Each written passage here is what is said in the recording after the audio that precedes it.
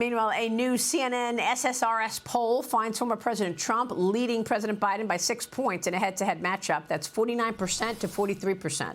The same poll shows 55% of all Americans now say they see Trump's presidency as a success, while 61% say Biden's presidency is a failure. Then there's this new Gallup poll finding President Biden's job approval rating hitting below 39%. That makes him the least popular president in the last 70 years, behind Richard Nixon and Jimmy Carter. Joining me now is former New York State Senator and Democrat strategist David Carlucci. Also here is California congressional candidate and former Marine Kate Monroe. Great to see you both. Thank you so much for being here. David, kicking things off with you, what is your reaction to these latest polls? Yeah, well, it's something we've got to keep our finger on the pulse here. And these polls show that it's neck and neck, right? One poll has Biden up, another poll has Trump up. But the biggest indicator to me, and I think most troubling to the Trump camp, is the gender divide. And what we see is that Trump has always had a problem with the women voters. But now with the Dobbs decision, that's getting even worse for Donald Trump. And these polls, even the ones that show Trump ahead, it continues to show Trump sliding further and further down with the female vote. And that's going to be a big problem come the general election. Yes, Trump did a little bit better in 2020 than he did in 2016 with women. But these polling numbers, it's just a snapshot. But what I look for is the momentum. And the momentum, particularly there with the gender divide, I think is a serious, serious problem with Trump. And the fact that abortion now has become one of the top issues, and the fact that you're going to see these referendums in multiple states, considering, and especially some of the battleground states, that's an opportunity for Biden and a real problem for Donald Trump. Well, David, let's be clear. You can look at all of these polls and try to pull out what's bad for Trump. But at the end of the day, the bottom line is Trump is beating Biden. And Biden is now polling at the lowest numbers that we've seen in 70 years, making him the worst president in 70 years. That's the headline of these polls, David, not some gender divide.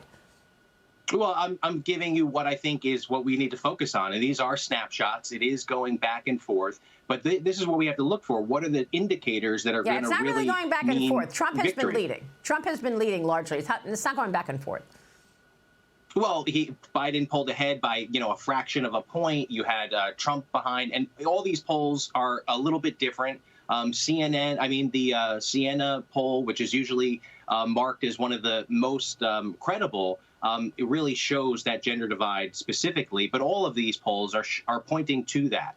Whether Trump is up by 2 points or 3 points, that gender divide remains the same. And in terms of favorability, rating it compared to Eisenhower or even Ronald Reagan is just not an accurate picture. With today's media, the fact that we got the 24-hour news cycle and social media, no president is going to be that popular from now into the future, whether it's Trump, whether it's Biden or anyone. Now you can win with poll numbers being underwater. That's something that we never had in the past. If you were underwater, having higher negatives than favorables, you didn't have a chance. But now in today's...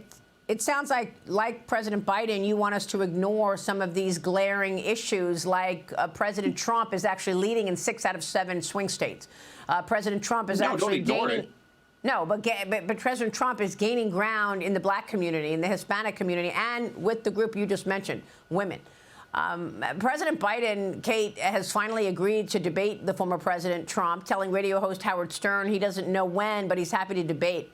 Trump responded late last night on Truth Social, writing this: anywhere, anytime, any place.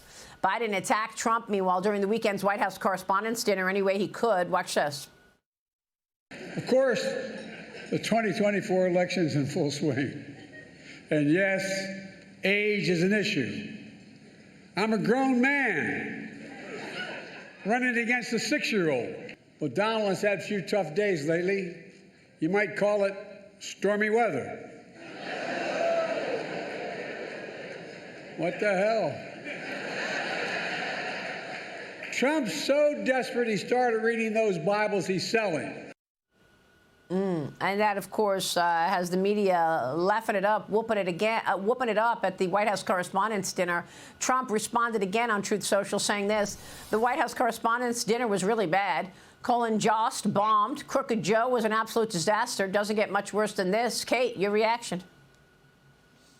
Well, The fact that they have time for jokes when they're drowning in the polls, when you have an open border. You know, I deal with veterans every single day as the CEO of VetCom. You have 107,000 homeless vets at any given night, 35,000 homeless. You have migrants crossing our border. You have inflation. You have low jobs.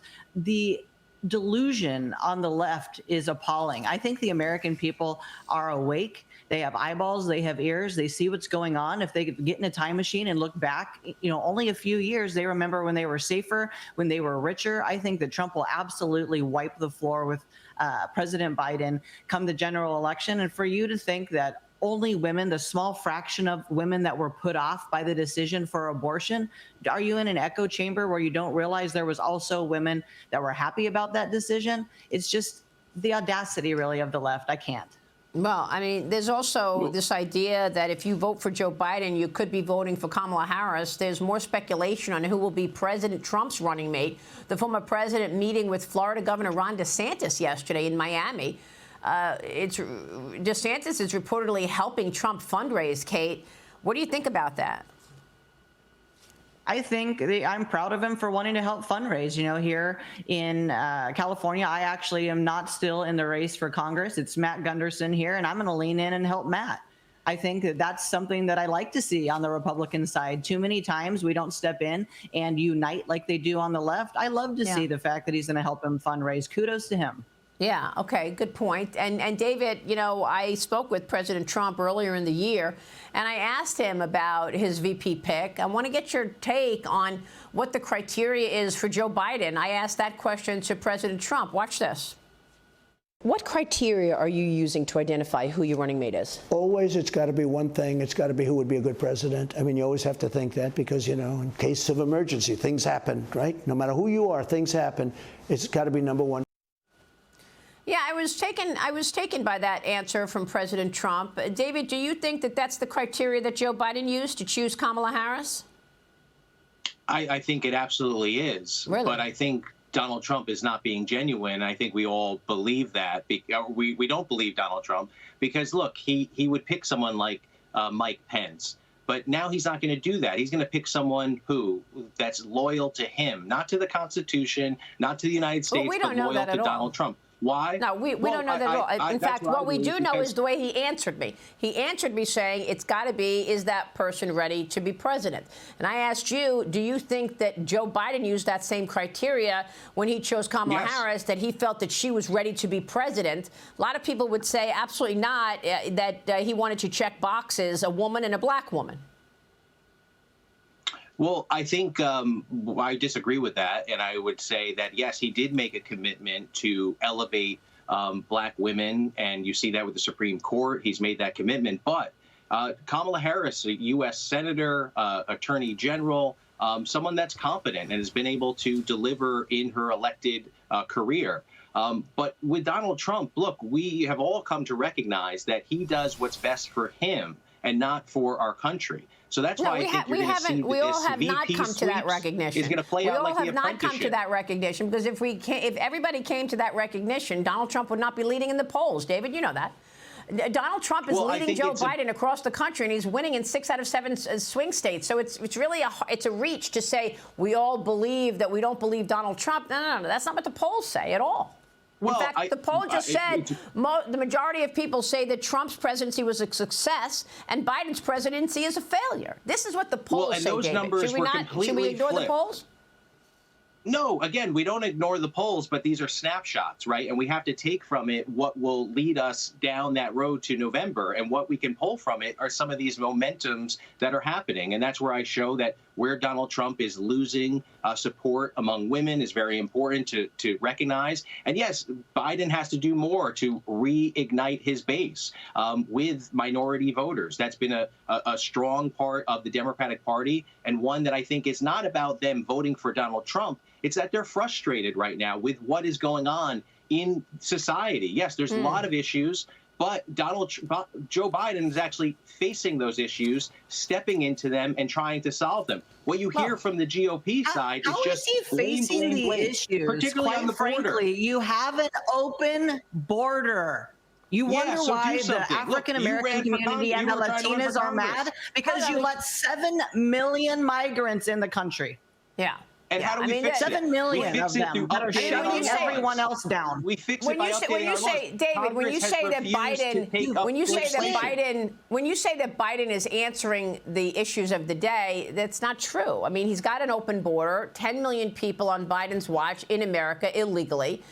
You've got a Federal Reserve that's trying to rein in. Hold on. You got a Federal Reserve trying to rein in inflation, and Biden wants to spend more money. Does he not understand that inflation is too many dollars chasing too few goods, and that is the reason we had 40-year high inflation that the Fed is trying to counter? You know, he says he wants to follow the law and have a law in the society, and yet he's blowing off the Supreme Court and wanting to forgive more student loan debt in the face of the Supreme Court saying, no, this is unconstitutional. So, you know, when he says Trump is a detriment to democracy, I think most people wince and say, no, actually what you're doing is a threat to democracy. And you've got your opponent holed up in a Manhattan courtroom while you go campaign all over the place.